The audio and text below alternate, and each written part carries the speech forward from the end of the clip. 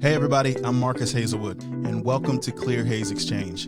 I'm an energy engineer with over 15 years of experience in sustainability and energy efficiency consulting. Many find these topics a little complex, so I created Clear Haze Exchange to help provide clear, actionable insight, clearing the haze, so to speak.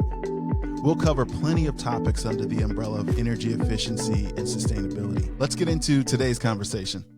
Welcome to Clear Haze Exchange. Today we're talking about the future of green building movement. It has to start early. Today's guest is Julia Pooler. Julia is the founder and executive director of the Carbon Zero Youth Initiative, an organization dedicated to giving green building professionals the tools, language, and confidence to meaningfully engage youth in conversation about sustainable buildings.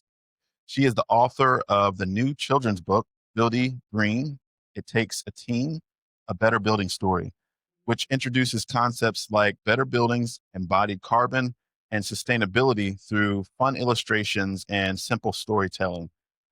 Julia's passion for empowering young voices began as a Girl Scout troop leader, where she guided a nationally recognized youth project on embodied carbon and building materials.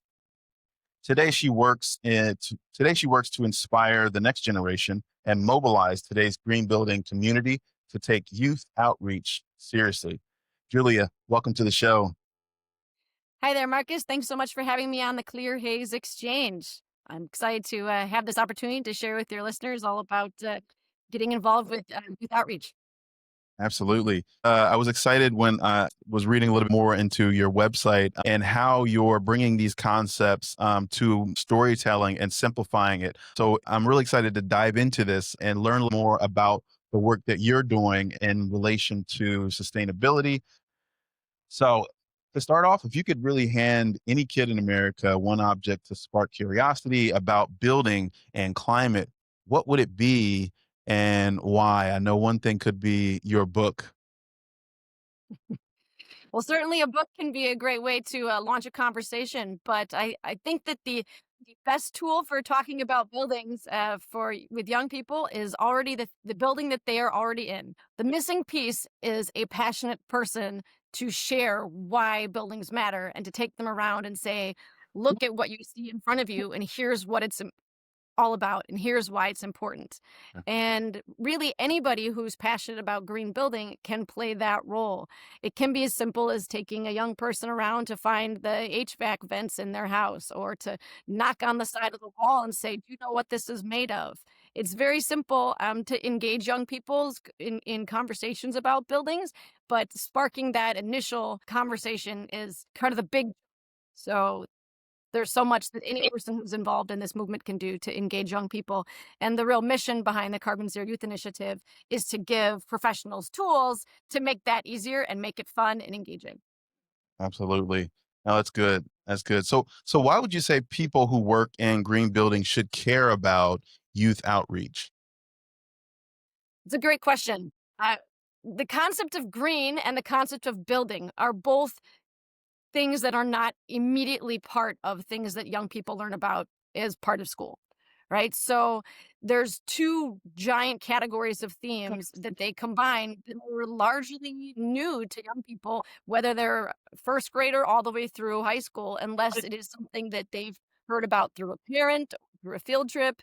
It's not a standard part of most school curricula to talk about buildings or really to emphasize sustainability. Now, there's lots of great exceptions and phenomenal outreach programs that are already out there doing this good work, but those are exceptions rather than an everybody reality right now. And so um, there's, when it comes to working with young people, I think there's a perception that, oh, this is for long-term workforce development, or this would be great to plant a seed and 20 years in the future, maybe they'll go down this career path. Mm. And that's certainly true, but it's not the whole picture. When young people learn about sustainability and they learn about buildings, those can lead to conversations that are relevant for building decisions with their families' businesses, with the people in their communities. When you make something like green building elementary, not just in terms of how simple it is, but also as far as the reach and the concepts being accessible to anyone in a community, the potential for really having grassroots demand for better buildings is certainly elevated. Young people drive conversations with the adults around them, and in many cases can, often with the assistance of passionate adults, can help advocate actively in their communities for greener buildings, greener school buildings. I've heard anecdotes of young people who've learned about geothermal and who have convinced their parents to look into it and ended up putting a geothermal system in their home, or who have convinced their families to get solar panels. So young people have an active voice in helping drive some of these decisions at the family level and in the community level. And so thinking only in terms of, oh, this is long-term workforce development is missing that critical part of sparking that conversation for immediate demand, and also just shaping a cultural focus on why buildings are important and why sustainability is so important across so many of our consumer decisions and so many of our major decisions as we advance in society. Yeah. Absolutely. That's a really good point. And it kind of brings it to the next question of what barriers do you see that prevent professionals from engaging youth? Because you talked about how they come up with ideas that they want to share. But what barriers do you see preventing professionals from engaging the youth now? It's a great question. There's some logistic barriers involved in reaching young people that are hurdles to be overcome, right? So certain things like, well, how do I present at my child's school or my grandchild's school? How do I bring children to our work site or our production facility? Are those logistically things that are possible, right? So you have these logistic hurdles that are real and take time. And so that's an investment of time and energy to do those sorts of things. But there's also a perception. Education is something kids go to school for, and that they're going to learn about these things in school.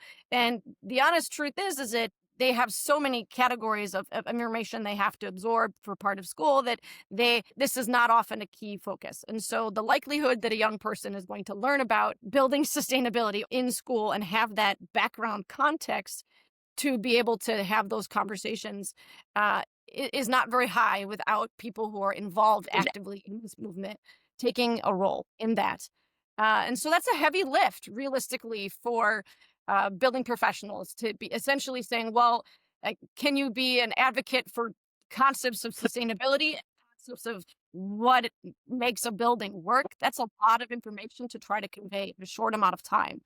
Um, it's a much harder lift than even if you take a kid out into the forest on a field trip and they've already had the life cycle of a frog and the water cycle, right? They've had some of that background knowledge across their curriculum. And so doing that with buildings has so many more thematic jumps. Um, that's a real hurdle. And so that's one of my missions, is to try to help make that a little bit simpler. That's good. That's good. Yeah, that it makes a lot of sense. But when you think about the buildings that they're actually spending their time in, why not learn more about them or the resources that we're using? So how can this youth involvement strengthen and even accelerate the broader green building movement? Great question.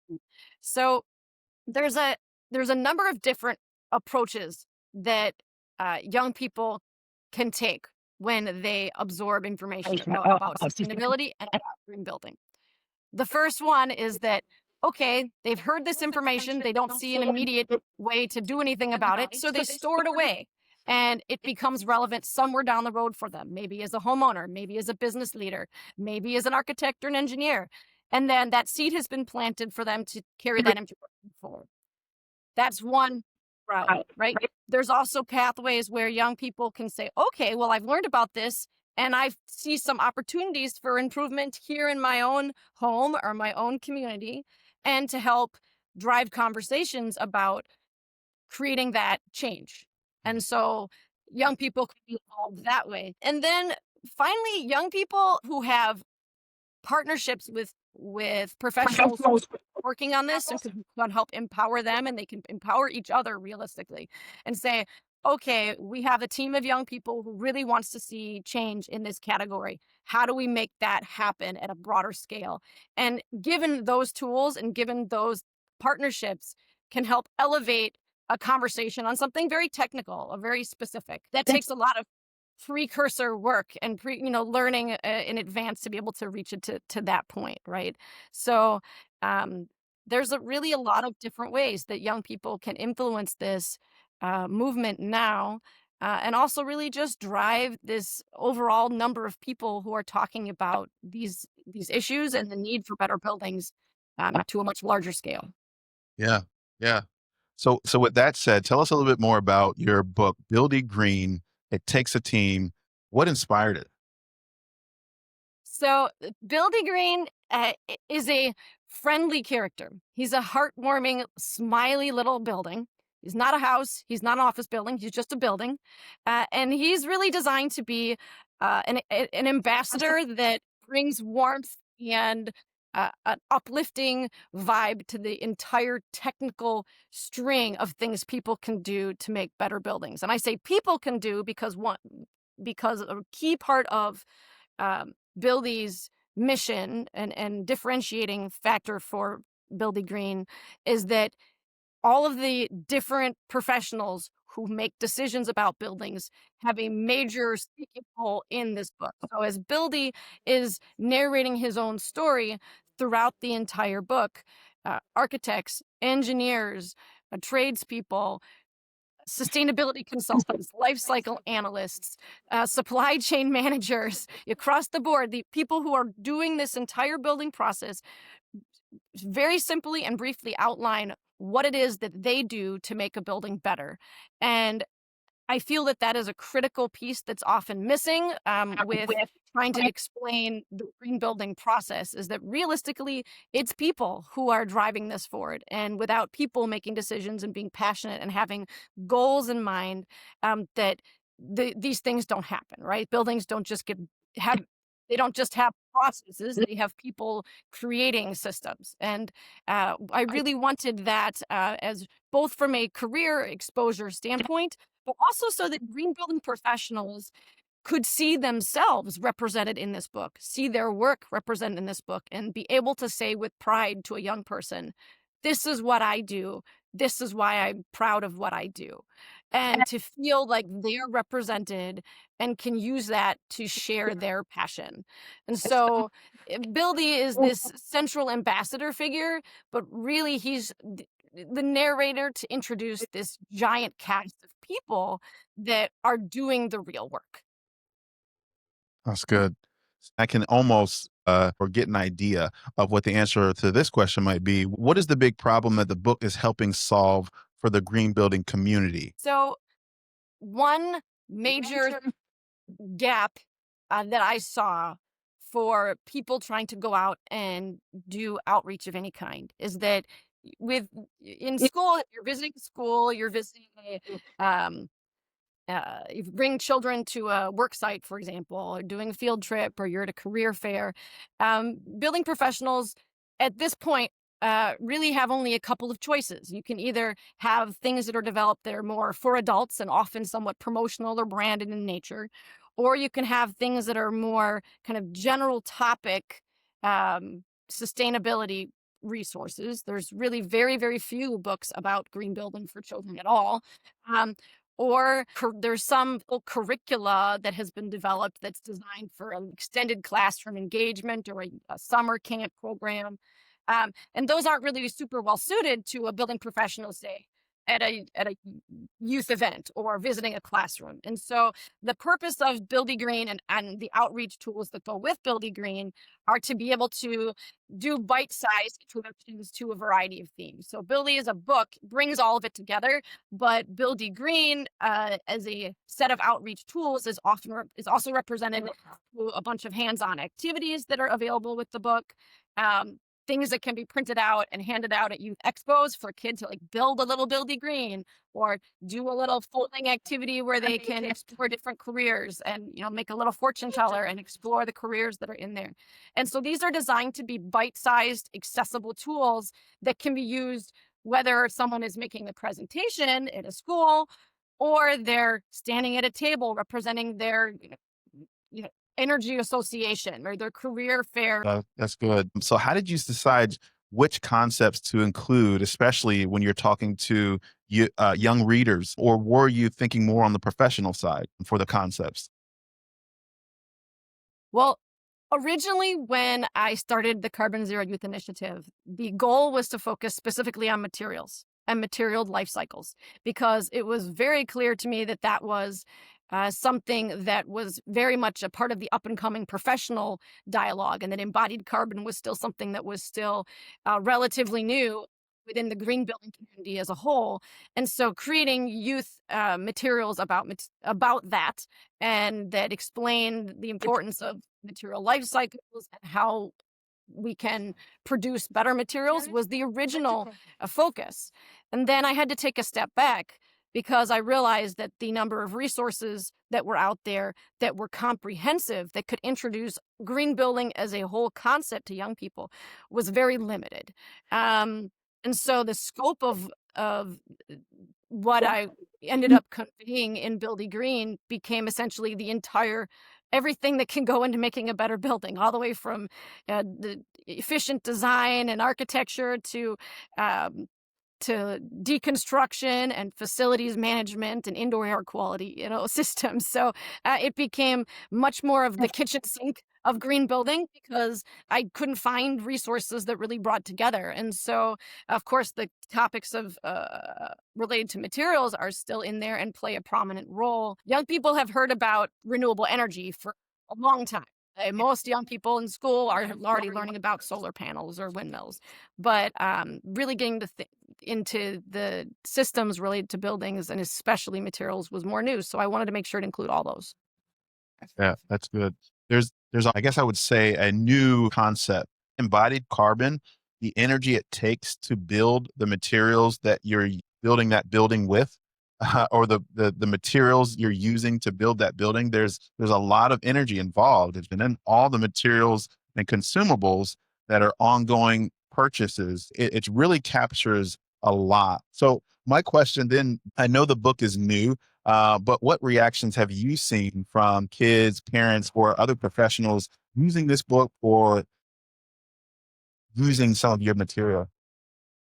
It's a great question. My favorite anecdote so far is that one of the elementary students who was on the review team for Buildy Green, so there were lots of students who weighed in as I was working on Buildy Green. I'm a Girl Scout troop leader, and so I have girls ranging from age 6 to 16 in my Girl Scout troops, but then also students from my children's school as well weighed in and had lots of things to say to shape this book. One of the young men who was involved in that was passing by a construction site while we were walking home from school. And he pointed at the construction site and he saw some steel rebar laying on the ground. And he said, "Well, what's that?" And I said, "Well, that's steel rebar."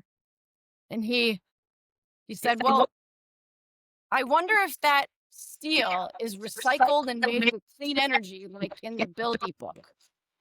And I was like, if we can get a third grader to ask how a material is being sourced and what was used in its production, we have done so much to create a new set of demand for this whole process, right? Yes. Like getting young people asking those questions early sets the stage for so many impacts throughout an entire career, throughout an entire learning process. And so Yeah. that was really exciting to me. I heard that. I was like, That's a really good story because the awareness piece is very, very important. Not knowing what you're buying or chemicals or the amount of energy needed to produce the products we're using, that we're operating with. The question, is there, but we don't always think about asking it. And it's a really good example of awareness. It causes the industry to shift, whether they build it better, they use less chemicals, or they find better ways to build it. So that's a really good story about that speaks to this awareness piece, the value of it. So if every green building professional had one tool for youth engagement, what would you say they should use to help gain a lot of this engagement? And if they had this book? Well, the book is a conversational starter. And in the back of the book is a guide to help a young person, with the help of an adult, navigate and tour their own building. It encourages them to look at what's right in front of them and to essentially do a scavenger hunt of the systems of their building and to really explore that and start asking questions, because that's a phenomenal way for young people to learn, is from what's right there in front of them. It makes it relevant. It's immediate. They can see it. They can touch it. They can understand how it's all working and learn to ask the questions that are be relevant for them going forward. The process of learning about buildings can take so many forms, but starting with a simple tool that can spark a conversation is a great way to do that. That's good. So for someone hearing about it for the first time, what exactly does CZYI offer to the public as an organization? The Carbon Zero Youth Initiative is out here just specifically to do resources that anyone can use for green building outreach. So we started out doing simple print and play activities that could be used at career fairs and outreach events or site visits, field trips, that sort of thing. And then really realized that we needed something that brought that all together and could introduce all these themes. And also, as a scout leader, I really wanted something to be able to carry on the messages of why do buildings matter to many grades of young people at once in a stand up and present context. So when you're in front of a group of young people, what could you read to them, or what pictures can you show them that are simple and engaging, that tell this story to introduce any kind of related field trip or any kind of related activity that would come from there, and to provide that baseline context. So your mission is to empower professionals to do the outreach. So why did you choose that approach? Because there's hundreds of thousands of people all around the world who are advocating all the time for green buildings, and youth are a giant untapped supporting force in that movement. Like, there's so many people who care about making better buildings and who are doing this work every day and who understand why it's important and who are passionate about it, but perhaps don't have something in hand that makes it easy for them to introduce it to their own child or their own grandchild and say, here's why what I do matters. And here are some things we can explore together. And here's how you can make a difference, and helping talk with your friends and get other kids talking about how you can ask for this in your school, how you can make a difference going forward. And so there's so many amazing professionals who are out there doing this work. And I believe that work should be celebrated, and everyone should be able to appreciate and understand the value of what uh, green building professionals are providing for everybody. Yeah, that's good. So what would you say makes youth engagement easier than most people expect? I think about trying to relate from a professional standpoint, or even just as an adult, trying to relate to the youth, trying to explain these concepts, or how to communicate it in a way that they would understand. So what would you say makes youth engagement easier than most people might expect? So young people love to build. Like, as a blanket statement, that's why toys like Legos and games like Minecraft and those magnetic tiles that click together and have been such key parts of a children's play currently, and why just the simple concept of wooden building blocks. And there's been so many generations of toys that are all focused on the same theme: building. Right? Kids learn building. It's one of the first toys they're handed as an infant. Here's a few blocks to make into a tower. So young people are poised to be having these conversations. They've had very tiniest spark that, oh, building is interesting. Building it's fun. It's a game. And so taking that to the next level is really not that challenging, because buildings are the natural progression of that process. And so having conversations with kids about how they build with their toys, and then working up to what they see in front of them and that they are living in and going to school in, isn't a giant leap, realistically. And in youth, I think, even have somewhat of an advantage over adults in some of the key sustainability concepts related to buildings. Deconstruction and materials reuse would be the biggest one. The fact that young people are used to reusing their building materials. Um, they're used to taking it apart and rebuilding it again. That's intuitive. Any child who's played with building toys knows that you take it apart and put it back in the box. You can take it out again tomorrow. And so when I've mentioned this concept, and Buildy Green actually has um, a picture of building with blocks compared to a toy house that's been constructed with glue and is difficult to take apart, right? And so this concept of deconstruction and materials reuse, which is such a critical dialogue right now for green building sustainability in the built environment, is one that is extremely intuitive to young people. And when I show this picture, I say, well, which of these two types of houses, these toy houses, would be easier to take apart? And they immediately know that you can take apart the one that's built to be, the one that's made out of building blocks, like the, Lego style blocks. They know right away this can be reassembled. And when I go on and take that to the next step and I say to youth, well, did you know that most buildings, most of the materials end up in the landfill, and they're stricken. They're just like, oh, really? Really? Like they don't get reused? Like building, like as soon as that's brought to their attention, there's an immediate, well, that's not how it should be, right? You reuse the materials that you have because that's how you build. And so I think young people are poised to be really excellent advocates for the deconstruction and materials reuse concepts in building, especially because that's front and center for what they do already. Yeah. Yeah, that's really valuable train of thought, because as a child, thinking about things without the full knowledge. So as professionals, we often get so far in the weeds that we don't think about the simplicity. And so it's a very good point from a concept standpoint. It's simple things, and I love that. So what's one message that you would want every green building professional listening today to walk away with? The biggest thing that I would encourage green building professionals is to feel like that young people are partners in this effort. When you have conversations with young people about buildings, not only are they gaining from the knowledge that they're learning from adults, but they can be drivers in sparking conversations going forward with others, right? Whether that's taking something on to other members of the family, whether that's sharing that information in a classroom, whether that's just keeping those values internally and then making decisions throughout their own life that have a ripple effect as they go through their entire education and career process. Is that when it's really a critical, young people are not just career workforce development. This is very relevant to our current efforts as far as shaping overall community demand and interest in this topic.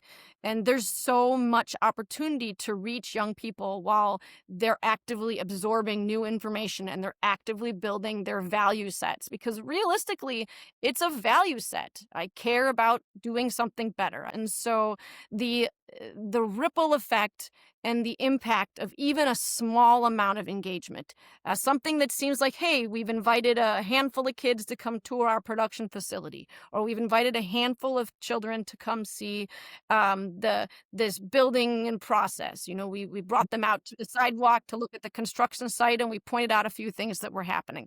Those really seemingly small symbolic efforts can actually have a huge later down impact. And I'll tell you, I've heard many anecdotes in doing this of people saying, well, how did you get involved in this originally? Oh, someone came and talked about it in my class. Or, oh, somebody told me about this one thing and I thought that was cool, so I continued pursuing that. And honestly, the Carbon Zero Youth Initiative as a whole is a product of that process. And I often explain that the Carbon Zero Youth Initiative originally came from a Girl Scout troop project, and that as a Girl Scout troop leader, we did this Girl Scout troop project about embodied carbon and raising awareness, and that was how we got started. And that is, as a troop leader, I had a little bit of background from a long time ago, and that is, as a Girl Scout myself, in high school, our troop had the opportunity to tour one of the first green buildings in Milwaukee, where my troop was based. And it was a nature center that had been built to the highest green standards of, at that time. Took us around and said, look at these cool dual flush toilets, or hey, look at these windows, look how they're different. And suddenly something as mundane as a sink became something worth talking about. Yeah. And it didn't take weeks or months or huge investments. It took somebody being willing to point out what was right in front of us and to take us to something that was then going to be a publicly available place and say, this is worth talking about, this is exciting, and plant that seed. And so that, in that sense, had stayed with me. And even though I personally hadn't pursued a career path directly in that, when it came time to look at how can we make an impact, that was on my radar as an individual. And planting the seed with young people can make huge ripple effects down the line. Well, planting that seed, that's very important, very important. So what would you say your vision of a future where youth education is naturally embedded into the green building movement? Um, what is your vision for that? It's a gradual vision. It's going to take a lot of shifting perceptions to say, yes, young people can be at conferences. Our girl, yes, they can be at events. And even if it seems like they're just wandering around, not looking all that engaged, I promise you, they are. They're interested, they're absorbing it, um, they're learning from that and being part of a movement that is so focused on the future. I mean, more than so many areas, building is something that they can see the impact of throughout the rest of their life, right? So when they see a new building go up, that building is going to be there for their entire life. And so the opportunity to be a part of events that are about green building, construction sites that have green building processes happening on them, visiting materials production facilities where they're producing green materials, or visiting architecture studios and engineering design firms. Um, all of those represent incredible opportunities, and in many cases are already being used that way. So building that up and leveraging that and bringing that to scale is really the hope for the future on this, because if we can have 10 children, why not 100, right? Depending on the place, like how much can we leverage this up is really a question of interest and commitment in that kind of an investment, and the opportunities are endless. Yeah, oh, that's good. I think it makes me think about so my 5-year-old daughter, when I'm talking about anything, or if I'm having a conversation with my wife, she'll pick up things that I don't realize that she'll say later. And to your point, they pick up a lot more than we realize. It's so true. And from a very young age to even grade school age, we may think, well, they wouldn't understand this, or we make too many assumptions sometimes as adults. And I can say for myself, that they are picking up a lot more than we realized. So what would you say your favorite page or illustration in Buildy Green, the book? Oh, my favorite page would have to be the part about materials life cycles that also features the people who are doing that work. So who are structural engineers who are specifying materials, and life cycle analysts viewing those materials and providing data that others can use, and supply chain managers who are making decisions about procuring those materials. Because not only does that one page uh, generally introduce the entire life cycle of material, but the cycle of how adults work together to bring those materials to a project really encompasses very much of the kind of combined vision for introducing complex topics and the people who make them happen as part of the book. So that's probably my favorite page. But I also just like that overall it's designed to be heartwarming and fun and cute throughout the book. There's not a lot of cute in technical topics, Yeah. and I think that there's plenty of opportunity there to bring that sort of engagement and that sense of fun or whimsy into something that is otherwise fairly technical in the day to day, but that as overall important value sets is really very documentary. That's good.